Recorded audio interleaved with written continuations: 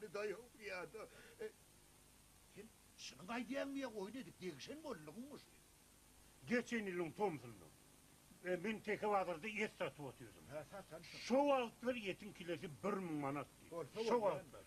Ana sonra sen ertiz pulunu getirip vereyinip menden 20 kilo et aldım.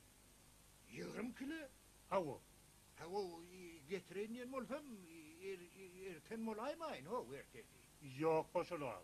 Sen ertesem getirin o. Bir günüm getirin o. Öğüm seninle bir neçe gedek öyümüze geldim. Ana hut bıramının hut şerde... Çay dök. Bu. Şerde ben sana yağatladık gittim sonra. Şurada. Şerde. Ne mi? Ha o? Hanni. Şurada dedim olayım bir hili yadıma düşecek bol yaray. Ben seni bir yerde öğrenmemek de diyen miydim mi? Ya yoksa desem adın ne mi? Orri. Orri. Ne mi lan? Orhan Muhammed o varasında orri diyorlar day. He. Be. O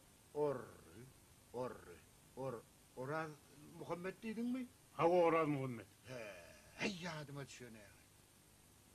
He. Ne bir perçem var mı?